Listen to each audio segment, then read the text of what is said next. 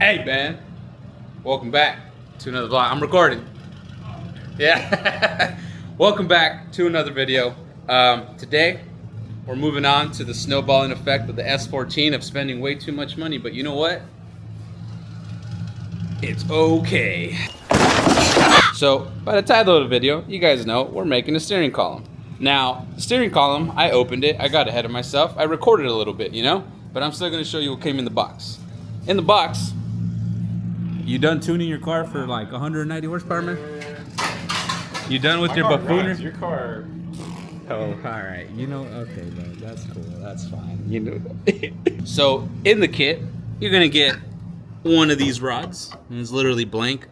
Ignore this part. We cut that in the lathe. I'll show you guys later. But this one rod. Then you get this rod, right? And that rod, it's just like the other one. They're both identical. You get this adapter thing that bolts onto a pole, and you get this Heim joint, and then that goes in there. And then with this kit, you can opt out for their quick release or get your own. I got my own. I can't detach that, but I went with a, what is that, Lifeline? Yeah, I went with the Lifeline quick release because, you know, why not? It's better and all that cool stuff. So Nick has a cool guy lathe over here, man. Are you a cool guy with the lathe, bro? Awesome guy, man. There you go. Nick has a really cool trick on how to align the nub when you buy your quick release. So, oh yeah, your kit also comes with a Heim joint. I'll explain that. But, so in order to align this nub with this pole, we had to make like this little spacer tube adapter because the thickness of this guy and the thickness of this guy were different. So there was no way to get like dead center. So we got this center tube piece. It was like a solid bar stock of steel. And then he laid out one side to fit this, and then the other side to fit this, slid them together, and then welded it all up. And then boom, now you're all centered and you're cool and yeah, you're cool. You know, once you're cool, like it's a done deal. And so then, so that part is done. And then he laid down this guy over here. And whether you have to do this, I have no idea. But that's gonna accept this. And it's gonna slide on over like so, and that slides in. And then the thickness of this rod slides in on the other side to the OEM Heim joint over there. I hope I'm explaining this right, man. I just got out of work, alright? It's freaking hard to do this stuff. And that gets welded onto the OEM Heim joint, and that goes to the rack. So this part's simple. This part's easy peasy, and put it in. So when doing a custom steering column in an S14, and a lot of cars, but mainly the S14, the headers are designed in a way to where that tube goes through the runners. And because of that, we went with ISR headers. We got an ISR box right here, right? And in getting ISR headers, I wanted that fitment to be nice and awesome. And so then I went with ISR mounts. And so with the mounts, we're gonna throw it in, get the engine where it needs to go, where these brackets are gonna throw me at, and then install the headers, and then the headers will fit nice and neat with the steering column. It's gonna be sick. This is gonna be great. I cut the tape open. This is my ISR headers. Oh, that's crispy. Friggin' awesome. ISR Performance, shout out to them. Stop! These components must be installed by a qualified professional extremely familiar with aftermarket performance parts. Is that who you are, sir? Yeah. So on the passenger side header, our driver's side, I keep saying passenger, driver's side. So on the driver's side header, you see the little loop-de-loop right here, man? Steering column, it's gonna go inside that little loop-de-loop right there. So I'm gonna take off the steering column, get that out of there, throw in the header, and hopefully it fits with this like ugly mount that I have at the moment. I forgot some bushings, talk, etc., etc. It doesn't matter.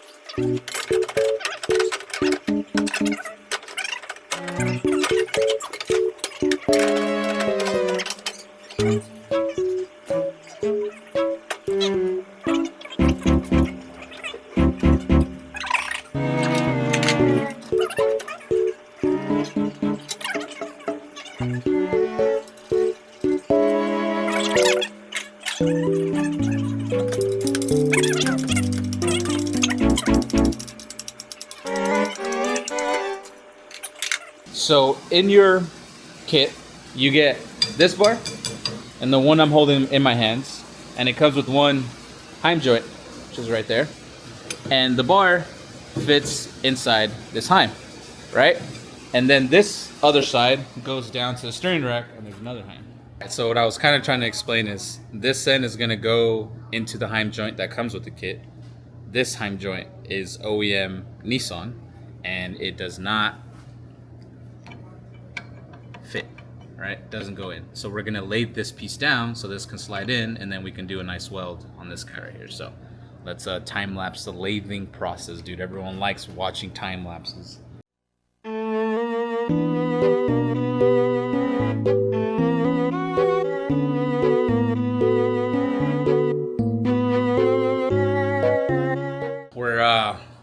We're coming across a pretty big problem. Okay, so if you thought this was going to be easy, it's not. All right. Right now, this steering angle, this left and right, is being affected by the mounting of the bearing on the plate. And as you can see, I have a lot of tries already on that. The issue I was having is it kept kicking the steering wheel over to my right, like this. So we're trying to like center it to me, have it to the right height, and then we're gonna mark that on the back side and have it ready to go. Definitely two-man job, yeah? Partner. So that center hole, we're trying to open up the center hole so this bearing thing can, like, you know, swivel around inside that hole. And once that's all figured out, we can make the holes and then finalize that. But the positioning of this is affecting the positioning of this, which is affecting the positioning of this. Which, this bracket, we've already... Did we record that part where we lasered this and had that all straight and everything? No, right? I don't think so. No, we didn't. So, we got a laser, and we lasered straight this and this straight to the seat. Where's the seat at? So the seat is nice and straight and nice and flush, so the steering wheel sits straight and nice and flush with the seat, if that makes sense. So like, flatness of this is the flatness of the steering wheel, and that's like all said and done. So now that I have my steering position, I want to be in this position here. We just got to measure where it's at over there with the bracket, which we've scanned and 3D printed a piece that we can keep correcting. But if you were doing this with cardboard or metal or something, it'd be a little complicated, just a little bit. You could do it with cardboard. Cardboard would work for sure. Yeah, we didn't have to. We didn't have have to. Poster board. The reason I scanned it is I was expecting to cut the metal out of with plasma and everything, but it's just not. Show them where's my bum ass bracket, bro. Show them what they would make without a plasma table and scanner and all that. Okay, here it is. Thanks, Nick. So, where's the adhesive on the ground? So this was, it looks so funny. This was made with cardboard and, you know, an imagination. But once it's on there, look at this. Before you make fun of me, bro. Look at this. Look at this ingenuity right here. Look at that. That's just next level. It's like OEM Nissan right there, man. It is. Yeah. Would your plasma table do that? No. It could not. I know it couldn't. The plasma table could not leave a little gap right there. I couldn't do it, man. If I tried. Okay, so once you get this far, you're trying to figure this out. Have a lot of cardboard to help you out. Because once we figure out where the holes are going to go, then this is going to line up like that. And then we can transfer the center holes, and then you're done. Yeah, it's easy. It just looks like it lost a chromosome, you know? Like, it's okay. By the way, there's nothing wrong with missing chromosomes. And that's a fact. So we sandwiched the bearing together, and with the bearing sandwiched together, it was like in the pole, and then in the pole, and then having my seating position all ready to go, we marked it. I was close. Oh, I was like a little, damn, I see. So I had to like come up. We're pretty close. Yeah, that was my third attempt, and it was a little tiny off. I can see how like that. Anyways, all right. So now we're gonna cut those holes out. Do your damage. Get your hammer.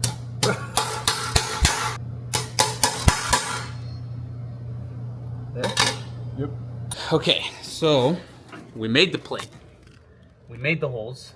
That's being held. We've confirmed the steering wheel position is where I need it to be.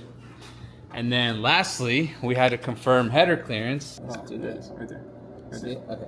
So now if we turn the wheel, look at that. Can you see it? Mm-hmm. Look how close it is. Are we allowing for like heat expansion? Is that a thing? Nah, that's fine. Are we sure? It's gonna suck clearance? Yeah. No, I mean, if we needed to, we could shave a little off that. Oh yeah, because we're welding. Let's shave a little bit, yeah? Because that makes me very uncomfortable. So we can shave a little bit off the steering joint just so we can make the header clearance a little better. We're not bolting it, we're welding it, so that's not a problem. And we're also gonna end up welding this joint down here and this joint here. And we have all the retries and measurements, and then this 21 degrees is what this bracket was at. Oh no, this one was at 13 degrees, leaving the steering, this piece at 21. So we kind of have everything down to a science of where it all needs to be. Now that it's all marked up, we're gonna get it out, weld it, and have it good to go. I mean, everything's gonna be welded in the car actually, except for the one down there. Anyways, let's take it apart. Oh, let's do Yeah, the nice makeup thingy where your hands on the back. Nice and hot. A little Alright. too hot. A little too hot, man. Shouldn't turn colors. You taught me that one. Yep. We're gonna put that in. And that goes in the hole. Boom. Now that that's in, there you go. We're gonna drop this here. Now these bolts, they're on here hand tight because I have all this play. And then once it's in place, we're gonna lock it in. And then that goes in. Now we're gonna put this one in like that. And then we have the measurements marked like right here on where we want everything to go. And then now that that's there, Nick can weld here, Nick can weld here, and then once he does that, we'll tighten up the bolts on the firewall. And it's never ever coming out ever Never again. coming out.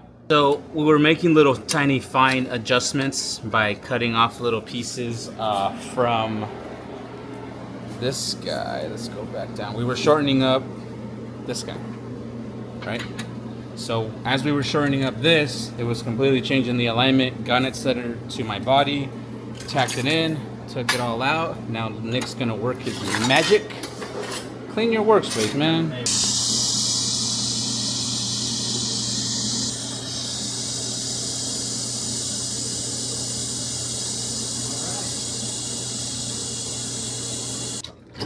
Boom.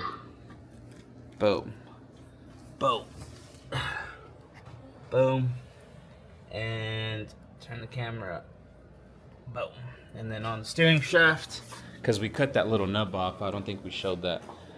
But on the steering shaft, it should now clear. And I can cut more if needed since it's all welded. That ain't a problem. But this pretty much completes the steering column, custom steering column kit.